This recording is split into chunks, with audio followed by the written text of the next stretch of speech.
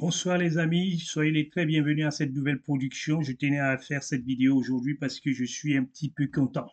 Comme je vous l'avais dit, annoncé dans les précédentes vidéos où nous avions un ami très cher, une connaissance très nécessaire, qu'on avait besoin, un client, naturellement, que je n'ai jamais vu, que je n'ai jamais rencontré, mais sa passivité et sa paix, et en plus il est comptable, un petit peu comme moi au départ.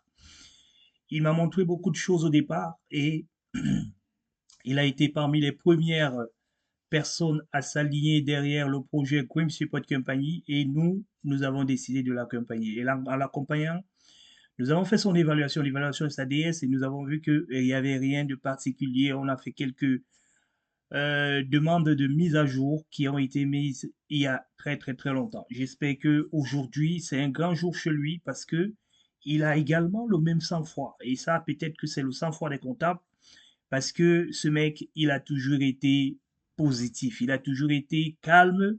Et comme beaucoup de personnes s'appellent Roméo, je vais l'appeler Roméo parce qu'il s'appelle exactement Roméo. Et que je voudrais qu'il sache que cette vidéo lui est dédiée pour lui dire merci pour sa patience, merci pour sa persévérance. Il a eu sa seconde lettre aujourd'hui. Donc les amis, c'est l'information du jour et c'est pour ça que je fais cette vidéo, pour vous informer que les lettres sont tombées. Et ça, c'est le Togo. Le Togo a reçu ses lettres aujourd'hui. Commençons déjà à comprendre comment est-ce que ça fonctionne. C'est pour ça que je fais cette vidéo.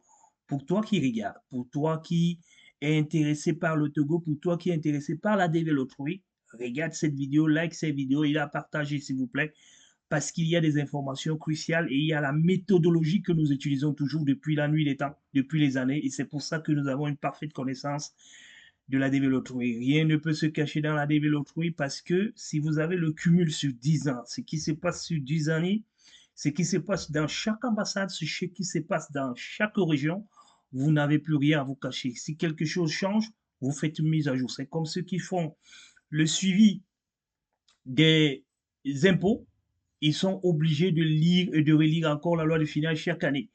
C'est l'une des c'est l'un des métiers qui nécessite automatiquement une mise à jour. Et nous sommes partis sur cette même logique et nous avons dit la Dream 4, la loterie américaine devrait aussi être copiée par là. Et comme tout ce qui se passe aux États-Unis, ils font un maximum d'efforts de maintenir toujours les choses de façon historique en disant nos ancêtres ont fait ceci, ça a marché, nous allons continuer à faire cela. Et c'est ça le secret des Américains. C'est pour ça que nous également, nous sommes allés dans ce sens-là et nous avons dit nous allons copier cette méthode-là et nous allons la mettre en place pour vous. Et c'est cette méthode qui a permis à ce que cette chaîne est toujours en continu, est toujours là pour vous donner des informations, des explications sur un certain nombre de choses. Voilà donc comment est-ce que nous fonctionnons depuis la nuit des temps, depuis les années, sur la connaissance de la développerie, c'est que nous stockons toutes les informations que nous recueillons sur chaque année, sur les développeries, année par année. Et quand nous avons donc cela, nous nous essayons de dire cette année peut-être va ressembler l'année prochaine, mais elle ne ressemblera pas l'année prochaine. Mais qu'est-ce qui a donc ressemblé à l'année prochaine? Comme je voulais parler sur la loi des finances, quels sont les amendements qui ont été faits sur la nouvelle loi des finances? On va prendre donc tout ce qui n'a pas changé, on va mettre à côté, et de l'autre côté, on va mettre tout ce qui a changé pour essayer d'avoir quelque chose de complet. C'est ce qui est fait également à notre niveau, au niveau de la loterie américaine, et nous pensons que ça marche également cette année. C'est pour ça que je dis les Togolais retenir la dette du 21. Le 21, également, ils ont réagi aujourd'hui. Vous qui vous plaignez régulièrement, pourquoi pas nous, pourquoi pas nous? Le Sénégal, c'est le 3. Et le Burkina Faso également a reçu les lettres aujourd'hui. Voilà les deux pays que nous avons. Peut-être qu'il y en a d'autres, mais nous revenons à sur un long format ce week-end, ce samedi ou ce vendredi, pour vous parler exactement, nous vous l'avons dit, rappelez-vous, lors de l'analyse de nos des dernières données CRC de samedi, nous sommes revenus là-dessus, nous avons dit qu'il y avait des lettres, il y avait des in-transit qui étaient encore en cours et qu'il y avait d'autres qui devaient venir. Nous avons parlé beaucoup plus du Togo. Nous avons parlé un peu des autres aussi et aujourd'hui, donc, nous vous donnons l'information officielle. Nous reviendrons donc pour vous donner le plus grand CN qui a été donné comme seconde lettre au Togo, au Burkina Faso également, et s'il y en a d'autres également, nous allons le découvrir vendredi. Mais restons quand même C'est important parce que là, j'ai tenu à rester sur cette page que vous connaissez très bien. Elle est en train de changer de couleur. Rappelez-vous très bien au départ, elle était toute blanche. Elle est en train de changer. Elle commence à être dominée par le jaune. Et sachez que le jaune, ce sont ceux qui ont déjà reçu leur, leur, euh, leur visa, voilà. Et le bleu, tout simplement, tout ce qui est en vert, tout ce qui est en vert, ce sont ceux qui ont eu des secondes lettres qui attendent leur rendez-vous. Restons donc bras croisés parce que la rue Support Compagnie va encore accompagner deux de siens ce 1er mars et deux de siens également le 8 mars. Ce sont les jours très, très, très importants et attendus pour la rue Support Compagnie parce qu'on a quelqu'un de très important qui va passer le 8 mars. C'est quelqu'un qui nous a accompagnés dans plusieurs projets et qui est quand même porté disparu ces derniers temps-ci. J'espère que ce n'est pas la pression, mais nous savons que nous avons rendez-vous en fin de semaine ce week-end avec lui pour essayer de revenir un petit peu sur un certain nombre de pans de son dossier pour essayer de corriger ce qui nous manque. Voilà donc les amis, le tableau que je voulais vous présenter aujourd'hui, que vous connaissez déjà, mais comme je vous le dis toujours dit, c'est une partie du tableau, hein. Ce n'est pas tout le tableau que je vous montre parce que je sais pourquoi je le fais. Je sais exactement parce que je sais qu'il y a des grands CN qui ne seront pas contents de se retrouver toujours dans la pression. À tout moment, c'est pour cette raison que nous essayons de faire comme nous l'avons fait aujourd'hui. Et notre ami Roméo, il est là. 3000 au Togo qui passent en avril, les amis, qui va passer son interview le 20 avril. Vous vous rendez compte? Et là, il sera passé avec son épouse et ses deux enfants, pardon. Ça fait 4 visas. 4 visas en cours de téléchargement. Nous allons l'accompagner avec des prières. Nous allons l'accompagner avec notre méthode GSC. Nous allons également l'accompagner pour qu'il puisse avoir son visa parce que, comme je l'ai toujours dit, la suffisance. Ne partez pas sur la base de la suffisance. Si vous êtes trop suffisant, ça peut entraîner la négligence, ça peut entraîner le manque de respect parce qu'il faut respecter et ça peut également entraîner par exemple l'oubli. Il faut donc rester focus et c'est dit toujours que ne pas être trop dans pression, ne pas être trop rassuré, il faut être dans le middle. Parce que quand vous êtes dans le middle, vous vous remettez en cause à chaque fois. Vous remettez en cause un certain nombre de choses et c'est ça qui va vous projeter vers de l'avant. Nous allons donc essayer d'accompagner notre ami Roméo pour qu'il puisse avoir son visa la prochaine lors du mois d'avril. Donc là maintenant, nous allons partir sur la base. Qu'est-ce qu'il faut obtenir? Qu'est-ce qu'il faut préparer? Comment est-ce qu'il faut rentrer dans ceci? C'est ce que nous allons parler dans la seconde partie de notre visa. Nous avons aussi un autre ami qui a également eu ça c'est le Burkina Faso, 14 730. 14 730, il est là. Il a reçu également sa seconde lettre aujourd'hui et c'est un ami également que nous avons accompagné depuis la nuit des temps. Nous avons eu quelques doutes. C'est de lui dont je vous parlais la dernière fois en disant qu'il était un petit peu trop calme. Il ne nous donnait pas l'état d'avancement de son dossier. Aujourd'hui, vous pouvez donc comprendre qu'il est parti. Regardez très bien les dates de soumission de la DV, des DSF. Regardez très bien pour le cas de Roméo. Les dates sont en anglais, naturellement. Il a soumis sa DS le 6 juillet 2022. Et quand il a soumis son DS le 6 et 7 2022, vous avez compris très bien que c'est la raison pour laquelle il n'a pas été convoqué très rapidement. Regardez très bien. Le Togo également, si on vient ici, il y a quelques Togolais déjà qui sont passés chez nous. Par exemple, le récent visa que nous avons eu la dernière fois, 18 512, qui a passé son interview le 16 février. Le 16 février, vous comprenez très bien qu'un 3000 était en stand-by pour attendre un 18 000. Pourquoi? Parce que le 18 000, parce que le CN 18 000 avait soumis le 13 mai 2022. Vous comprenez très bien, le 13 mai 2022. Rien n'a changé. Je comprends très bien certaines personnes, certains youtubeurs qui disent que la méthode a changé cette année, mais elle n'a jamais changé. Elle a toujours été comme ça. Ils n'avaient pas une parfaite connaissance de ce qui s'est passé avant. Dans chaque région, il y a une politique qui est mise en place de façon globale. Et puis, dans chaque ambassade maintenant, il y a une autre procédure. La procédure du Togo, adaptée cette année, qui peut changer l'année prochaine, mais qui est adaptée cette année, c'est que ils font des traitements internes. C'est la même procédure qui se passe également en RDC. Parce qu'à RDC aussi, je pense que ça va venir. Je n'ai pas eu le retour de la RDC concernant les secondes lettres pour le moment, mais nous allons continuer à attendre toujours de ce côté. Finissons déjà par le Togo. Nous allons faire aussi une vidéo naturellement pour la RDC d'ici la fin de ce mois, d'ici la fin de cette semaine. Voilà. Nous étions donc en train de dire que au Togo, par exemple, au Cameroun, en Côte d'Ivoire, chaque ambassade a sa stratégie. Pourquoi? Parce que les ambassades n'ont pas les mêmes structurations, les ambassades n'ont pas les mêmes capacités d'accueil.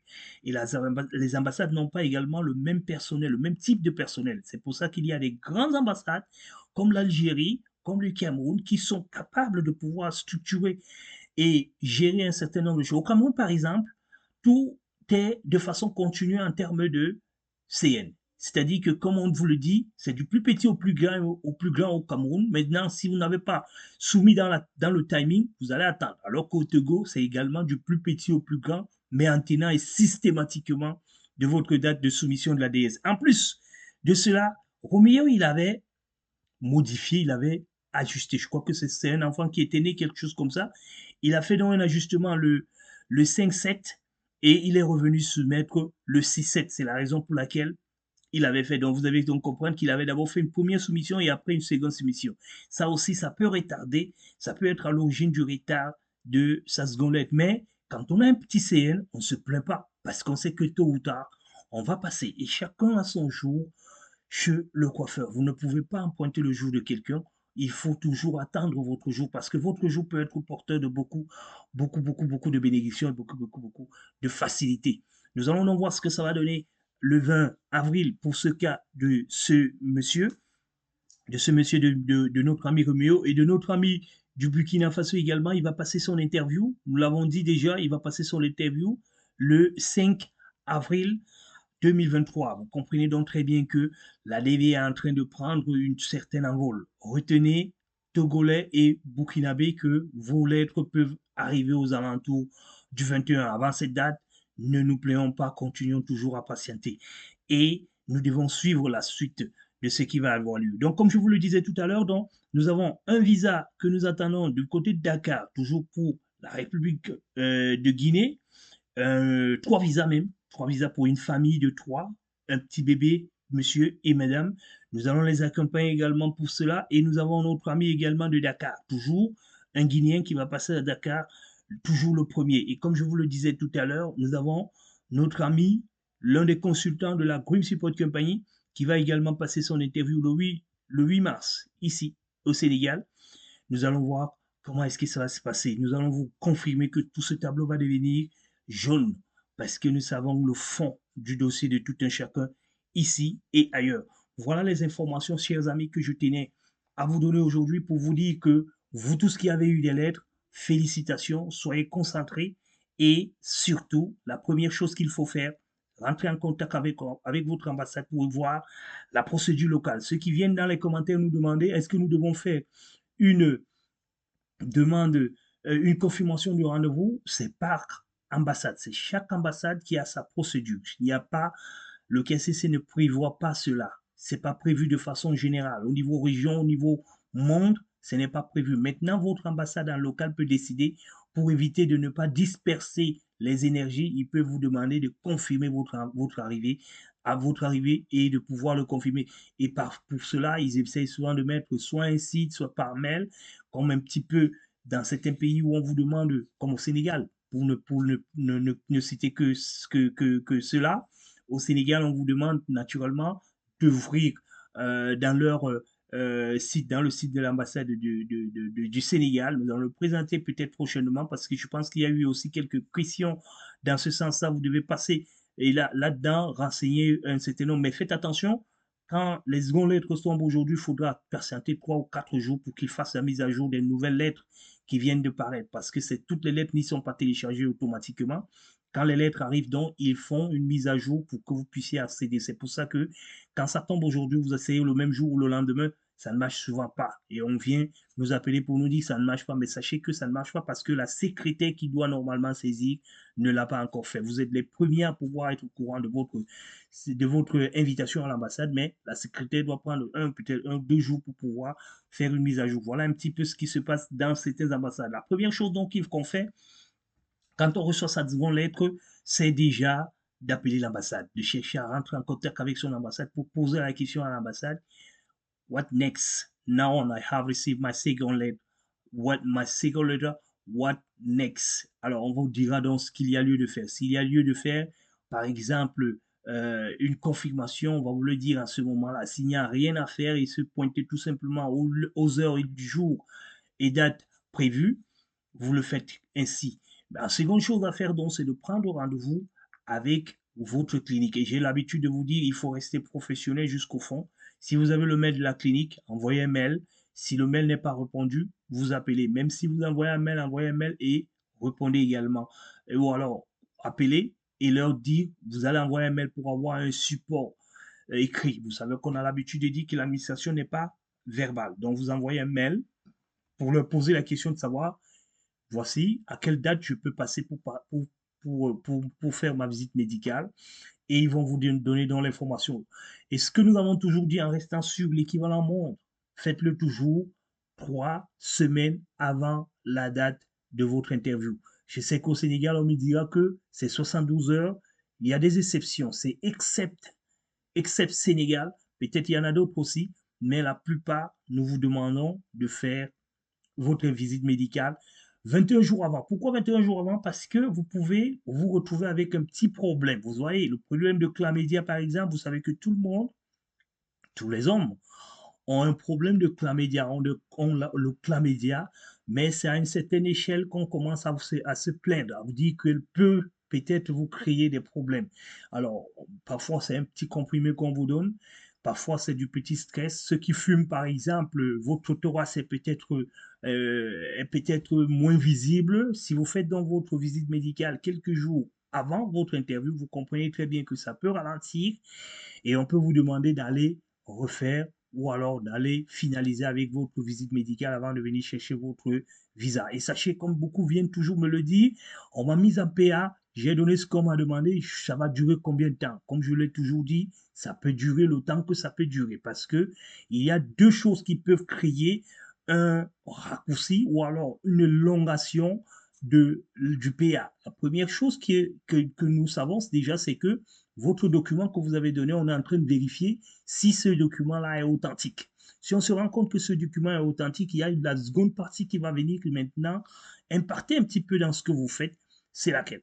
C'est selon est-ce que votre visa est disponible. Comme je vous l'ai toujours dit, les visas sont réservés par NVC. Quand le visa est réservé par NVC, il y a un certain nombre d'attributions de visa. Si votre visa ne vous a pas été donné, on va le prendre et on va chercher quelqu'un qui était en PA, qui était en attente, on va lui donner ce visa-là et vous allez rester en PA.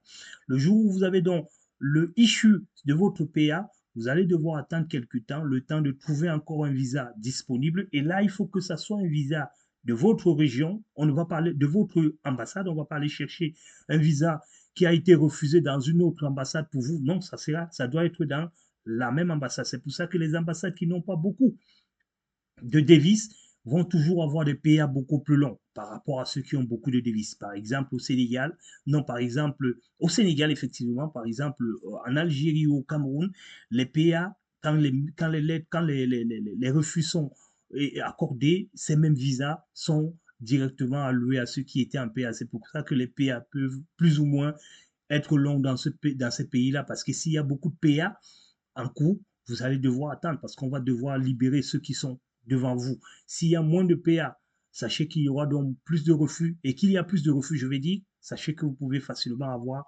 vous pouvez facilement voir votre situation quitter du PA à échouer, recevoir votre visa. Mais la seule chose qui doit vous conduire dans ce cadre-là, c'est toujours de checker votre statut. Parce que ce statut, il doit d'abord quitter un PA pour issue avant que vous ne venez récupérer. Quand vous le voyez en issue, sachez qu'on est en train de chercher à battre votre visa et on va vous appeler incessamment pour vous le donner. Parce que s'il est déjà statistiquement dans les issues, sachez que c'est parti. Mais s'il est toujours en PA et rien qu'en PA et qu'il ne bouge pas, attention alors. Ceux qui m'ont essayé de contacter en me disant que nous sommes en refusette, sachez que quand vous êtes en refusette, vous pouvez également, vous devez d'abord passer en PA. Vous devez continuer à regarder. Vous n'avez rien d'autre à faire. Même si on vous a, sauf si on vous a demandé les documents, c'est là où vous devez apporter les documents. Mais si vous restez toujours en refus, restez toujours en refus et attendez toujours que le refus puisse être apprécié d'une autre manière. Mais pour le moment, ce que moi je vous conseille de faire, tout simplement, c'est de consulter votre statut et de voir exactement ce que votre statut vous propose.